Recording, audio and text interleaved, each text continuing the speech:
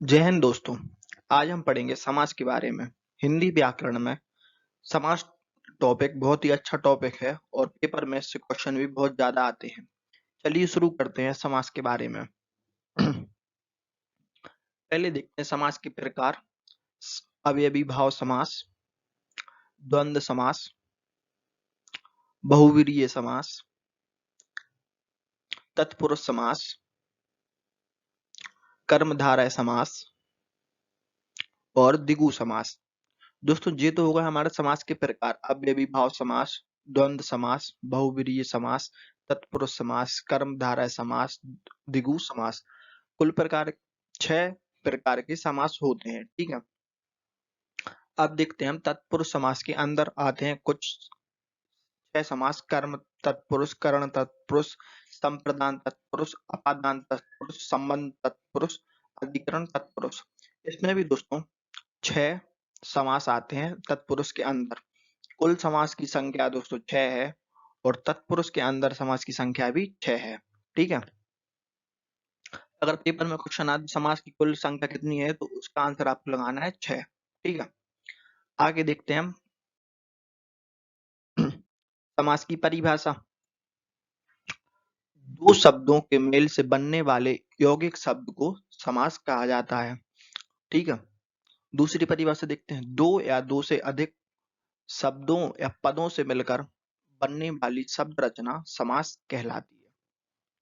जैसे उदाहरण में देखते हैं हम मंत्रालय, चारपाई, सचिवालय। अब जैसे हम मंत्रालय का समास विग्रह करें तो मंत्रियों के लिए आलय।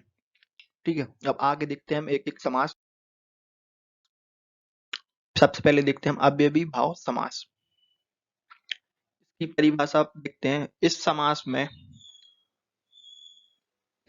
में पहला पद प्रधान तथा दूसरा पद भिन्न होता है। ठीक है, तथा इस समास में ज्यादातर उदाहरणों में बड़ा आ, प्रीति, यथा, पर, अनु, उप, सा, भद आदि उपसर्ग दोस्तों उपसर्ग शब्दों का प्रयोग किया जाता है। ठीक है, हम उदाहरण से समझते हैं। जैसे कि प्रतिदिन, प्रति प्लस दिन, यथा संभव, यथा प्लस संभव, प्रतिकूल, प्रतिकूल। ठीक है, आज जन्म, आ प्लस जन्म। अब देखना है इसमें आ आया, प्रति आया, यथा प्रति। जो मतलब इसमें उदाहरणों में ज्यादातर प्रति, यथा, पर, आ, अनु, उप, सा, भद उपसर्ग शब्द आते हैं। ठीक है, और इसमें एक और खास बात है। एक ही शब्द बार बार आने पर, जैसे कोई एक ही शब्द बार बार आने पर, जैसे हाथ हाथ।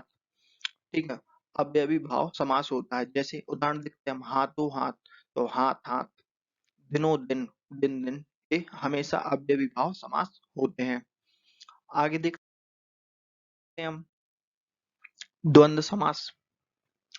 जिस समास में पूर्व पद और उत्तर पद दोनों ही प्रधान हों, अर्थात अर्थ की दृष्टि से दोनों स्वतंत्र और द्वंद्व समास कहलाते। स्वतंत्र हो मतलब दोनों पद स्वतंत्र हो। ठीक है, जैसे हम एग्जाम्पल में समझते हैं। माता पिता, माता और पिता। राम कृष्ण, राम और कृष्ण दोनों ही स्वतंत्र हैं। भाई बहन, भाई और बहन। पाप पुण्य, पाप और पुण्य मतलब दोनों ही स्वतंत्र हैं और दोनों ही प्रधान हैं। ठीक है, आगे देखते हैं हम बहुव्रीहि समास।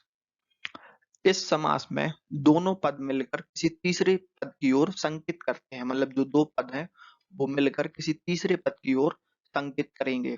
जैसे उदाहरण में देखते हैं हम मक्खी चूस, बहुत कंजूस व्यक्ति, गिरिधर, गिरि को धारण करने वाला अर्थात श्री कृष्ण, नीलकंठ, नीला है कंठ, नील नीला कंठ है जिनका अर्थात शिव जी, महात्मा, महान आत्मा है जिनकी अर्थात ऊंची आत्मा वाला। ठीक है, आगे देखते हैं हम तत्पुरुष समास। जिस समास में पूर्व पद गौण तथा उत्तर पद प्रधान हो, तत्पुरुष समास कहलाता है। दोनों पदों के बीच कारक चिन्ह लुप्त हो जाते हैं। दोनों पदों के बीच कारक चिन्ह लुप्त हो जाते हैं। हिंदी व्याकरण में तत्पुरुष समास को 6 भागों में बांटा गया है। पेपर में क्वेश्चन आता है तत्पुरुष समास को कितने भागों में बांटा गया है, तो आपको हमेशा लगाना है 6 भागों में बांटा गया है। ठीक है, देखते हैं हम 6 भाग कौन कौन से हैं। कर्म तत्पुरुष, करण तत्पुरुष, संप्रदान तत्पुरुष, अपादान तत्पुरुष, संबंध तत्पुरुष, अधिकरण तत्पुरुष। अब हम एक एक तत्पुरुष को बारी बारी से पढ़ेंगे। ठीक है, सबसे पहले देखते हैं हम कर्म तत्पुरुष। को का लोप होता है। इस तत्पुरुष में दोस्तों को का लोप होता है। जैसे एग्जाम्पल में समझते हैं हम, रथ चालक, रथ को चलाने वाला। ठीक है, आगे देखते हैं मतदाता, मत को देने वाला। इसमें भी को आया, इसमें भी को आया, इसमें को का लोप होता है। ठीक है, आगे देखते हैं हम करण तत्पुरुष। से के द्वारा का लोप होता है। कर्ण तत्पुरुष में से और के द्वारा का लोप होता है। जैसे जन्म जात, जन्म से उत्पन्न, सूर्य रचित, सूर्य के द्वारा रचित। ठीक है, इन दोनों में, इसमें आया से, इसमें आया के द्वारा, इन दोनों का लोप होता है कर्ण तत्पुरुष में। आगे देखते हैं हम संप्रदान तत्पुरुष। में के लिए का लोप होता है। जैसे एग्जाम्पल में समझते हैं विद्या, विद्या के लिए आलय। सत्याग्रह, सत्य के लिए आग्रह। संप्रदान तत्पुरुष में के लिए का लोप होता है। ठीक है, आगे देखते हैं हम अपादान तत्पुरुष। से अलग होने का लोप होता है, मतलब किसी न किसी से अलग होगा। जैसे धनहीन, धन से हीन। पाप पुण्य, पाप से मुक्त। ठीक है, पाप मुक्त, पाप से मुक्त। आगे देखते हैं संबंध तत्पुरुष। इस समास में का, की, के का लोप होता है। जैसे एग्जाम्पल में समझते हैं प्रेम सागर, प्रेम का सागर। राम लीला, राम की लीला। ठीक है, आगे देखते हैं हम अधिकरण तत्पुरुष। इसमें मैं पर का लोप होता है। अधिकरण तत्पुरुष में मैं और पर का लोप होता है। जैसे घुड़सवार, घोड़े पर सवार। पुरुषोत्तम, पुरुषों में उत्तम। ठीक है, अधिकरण समास में, अधिकरण तत्पुरुष समास में में और पर का लोप होता है। ठीक है, यह हमारे तत्पुरुष समास समाप्त हुए। अब आगे देखते हैं हम कर्मधारय समास। इसकी परिभाषा देखते हैं। जिस समास में पूर्व पद विशेषण तथा और उत्तर पद विशेष हो, कर्मधारय समास कहलाता है।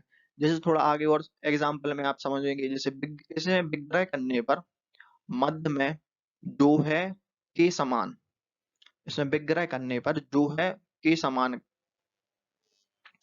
आते हैं।